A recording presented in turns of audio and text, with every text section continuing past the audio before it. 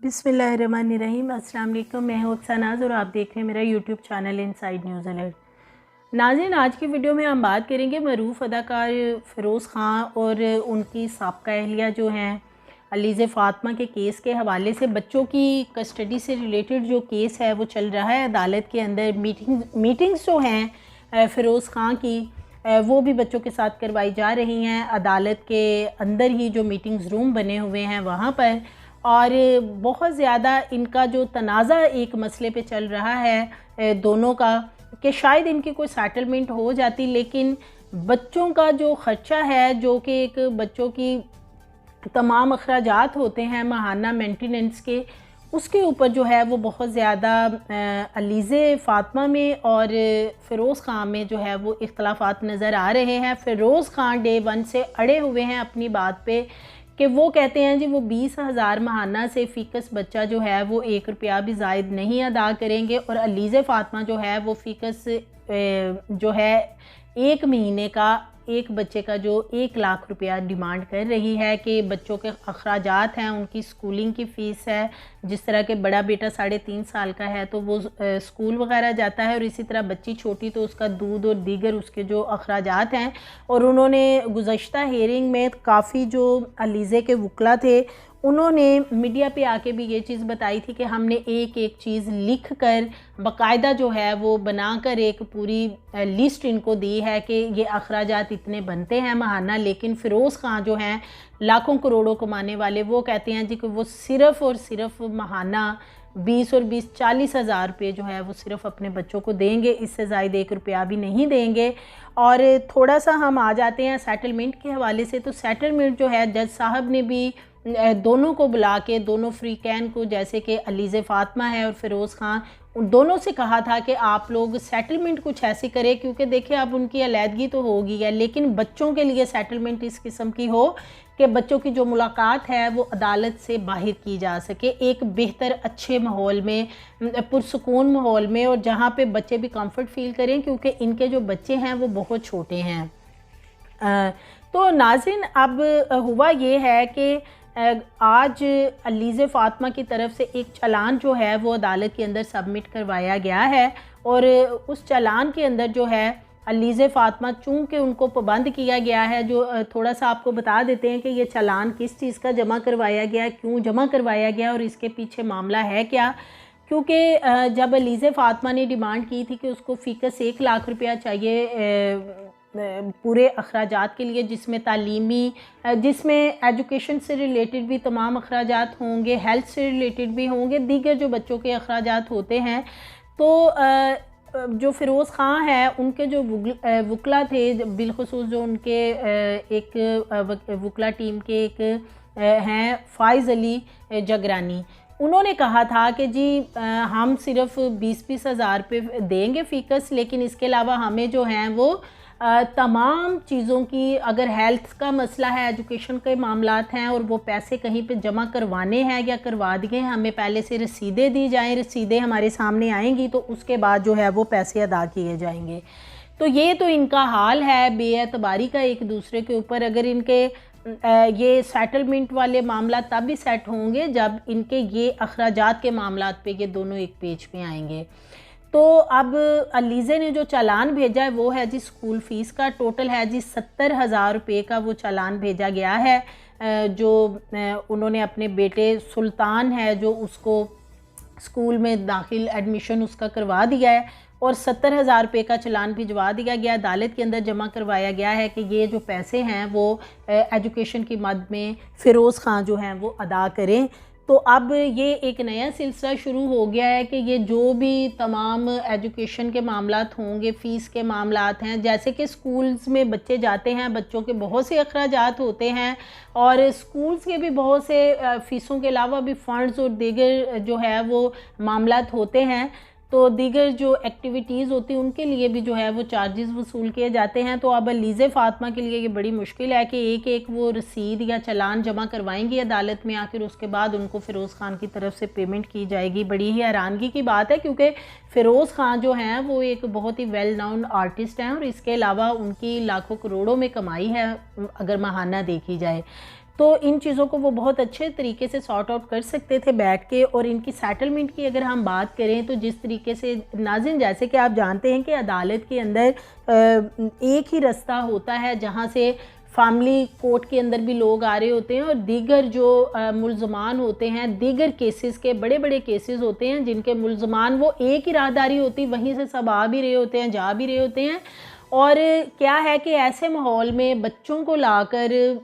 जो अदालतों के अंदर मुलाकातें करवाई जाती हैं मीटिंग्स रूम में या बाहर बेंचों पे बैठ के, तो उससे बच्चों की नफ्सियात पे बहुत ही बुरा असर पड़ता है। ये तो हमारे जो नफ्सियात हैं वो भी बताते हैं इस हवाले से, और आम जो पब्लिक का बंदा है वो भी इस बात को जानता है कि अदालतों के अंदर जो बच्चों की मुलाकातें करवाई जाती हैं वालिदैन से, वो किस हाल में होती हैं, क्या वो बैठना होता है और क्या वो मुलाकातें होती हैं, तो किस तरीके से वो तमाम चीज़ें चल रही होती हैं देख के, बल्कि दूसरे लोगों को तो अफसोस ही हो रहा होता है। अब जिस तरह हम अलीज़े फ़ातिमा और फ़िरोज़ ख़ान को देखते हैं, इनकी लास्ट मुलाकात जो हुई है, किस तरीके से अलीज़े फ़ातिमा बाहर खड़ी थी, फ़िरोज़ बच्चों को लेके अंदर चले गए, उन्होंने कुंडी अंदर से या दरवाज़ा बंद कर दिया। क्या हुआ कि खिड़की से वो अंदर देखती रही, क्योंकि छोटी बच्ची उनकी बहुत कोई 7 साढ़े 7 माह की बहुत ही छोटी बच्ची है, बच्ची रोती रही। तो फिर अदालत से दरख्वास्त की गई कि किसी तरह माँ भी अंदर बैठ जाए ताकि बच्ची खामोश रहे, और अलीज़े भी रोती हुई वहाँ पे अदालत में इस वजह से नज़र आई कि उसकी बच्ची रो रही है। तो ये बहुत ही ज़्यादा तकलीफ़ दे जो है मनाजिर होते हैं देखने में भी, और बेहतर यही है कि ये सेटलमेंट की तरफ आ जाएं तो ये बहुत अच्छा रहेगा। उससे ये होगा कि जिस तरह के अलीज़े फ़ातिमा की तरफ से एक ऑफ़र करवाई गई थी फ़िरोज़ ख़ान को कि बेशक एक किराए का घर लेके दे दिया जाए, उसका किराया जो है वो फ़िरोज़ ख़ान अदा करे, और उस किराए के घर में आके ये है कि वो अपने बच्चों को जब मर्ज़ी मिल लिया करें। तो वो एक अच्छे माहौल में वैसे मुलाकात हो जानी थी, वो ऑफ़र भी अच्छी थी, लेकिन फ़िरोज़ ख़ान तो 20-20 हज़ार बच्चों का दे रहे हैं, तो वो किराया कहाँ से देंगे। वो कह रहे हैं जी मैंने कोई मकान कोई घर, बल्कि जब ये वाली डिमांड अलीज़े की तरफ से की गई, ये ऑफ़र की गई, तो फ़िरोज़ ख़ान और उनके वकला ने बहुत ही संगीन इल्ज़ाम जो हैं वो अलीज़े पे आयद किए कि ये अकेली रहना चाहती है, इसके अकेले रहने के पीछे भी कुछ वजूहात हैं, और बहुत ही करैक्टर असैसिनेशन से रिलेटेड जो है वो बातें उठाई गई। तो ये तो मामलात हैं सारे इनके। तो जिस तरीके से बच्चों को लाके यहाँ पे मुलाकातें करवाई जा रही हैं, तो ये एक बहुत ही हैरान कुन बात है कि ये सेटलमेंट की तरफ क्यों नहीं आ रहे हैं, क्योंकि जब बच्चे भी छोटे हैं, बाप ने भी बच्चों से मिलना है, तो फिर इनके जो वकला हैं वो किसी ऐसे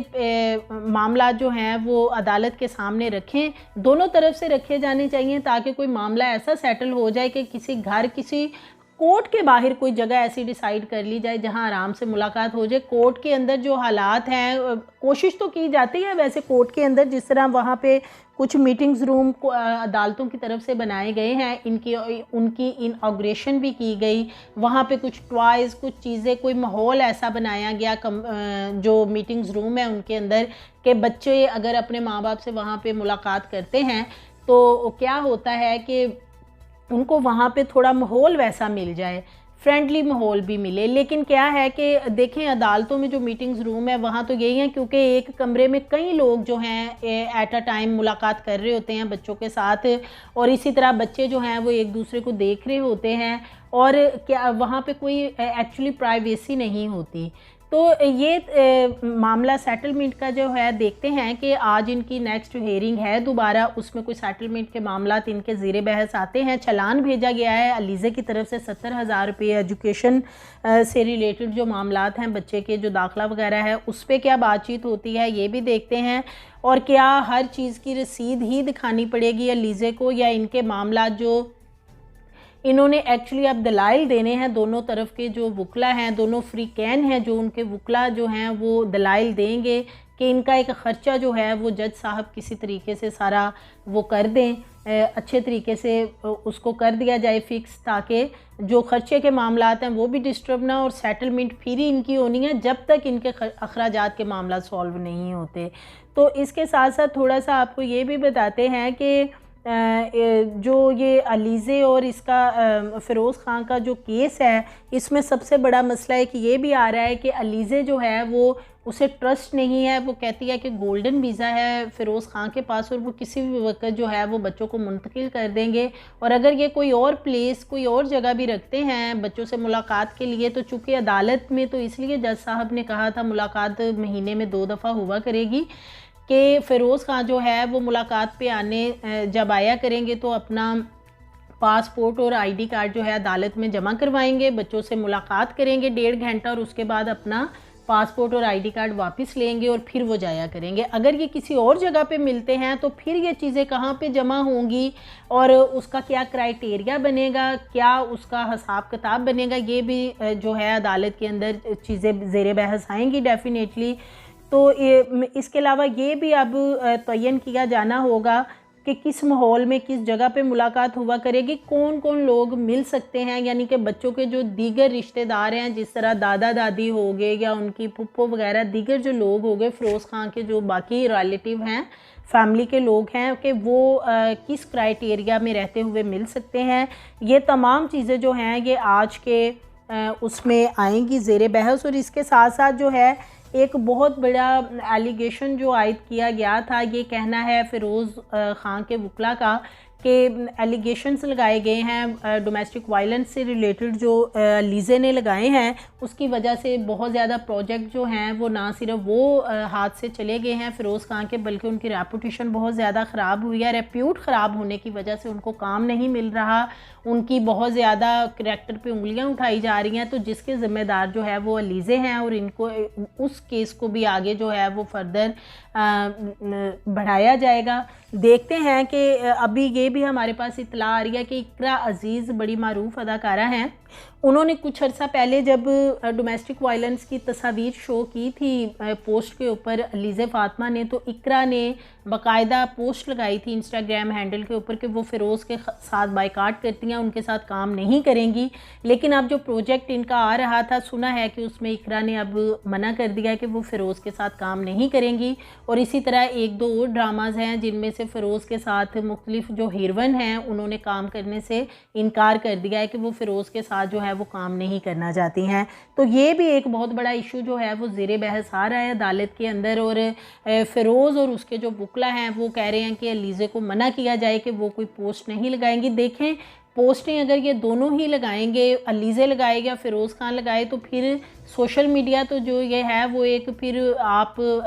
पब्लिक की प्रॉपर्टी बन जाते हैं और फिर जिसका जो दिल चाहे वो कमेंट्स करे। तो ये दोनों तरफ से जो है मामला अदालत के अंदर ज़ेर बहस आएंगे और इन पे क्या फ़र्दर मामलात होते हैं वो भी अब देखा जाएगा। क्योंकि इनके वकला का कहना था फ़िरोज़ का कि जितने भी डोमेस्टिक वायलेंस से रिलेटेड एलिगेशंस लगाए गए हैं, जो भी इल्ज़ामात आयद किए गए हैं फ़िरोज़ ख़ान के ऊपर, वो सब के सब जो हैं वो गलत हैं, उनमें कोई भी सच्चाई नहीं है, हकीकत नहीं है। लेकिन जो अलीज़े के वकला थे वो अपनी बात पे कायम थे कि हमने तमाम जो सबूत थे, प्रूफ थे, वो अदालत के अंदर जमा करवा दिए हैं। अब फ़िरोज़ ख़ान का काम है कि वो अपने आप को कैसे डिफेंड करता है, वो कैसे डिनाई करता है कि उसने ये वायलेंस नहीं किया। तो नाज़रीन, आज देखते हैं कि फ़र्दर हेयरिंग जो होने वाली है उसमें क्या बनता है, क्या मामला ज़ेर बहस आते हैं और बच्चों के साथ मीटिंग जो है वो किस माहौल में कैसी रहती है। इंशाल्लाह आपसे अपडेट्स जो हैं वो हम शेयर करते रहेंगे। फ़ीडबैक दिया करें अपना, लाजमी कमेंट बॉक्स के अंदर कमेंट किया करें और वीडियो को लाइक किया करें, शेयर किया करें। और हमारी मज़ीद वीडियोस के लिए हमारे चैनल को भी सब्सक्राइब कर लें, लाइक कर लें और बेल आइकन को प्रेस करें ताकि आने वाली वीडियोस आपको मिलती रहें। मिलते हैं अपनी नेक्स्ट वीडियो में, तब तक के लिए अल्लाह हाफ़िज़।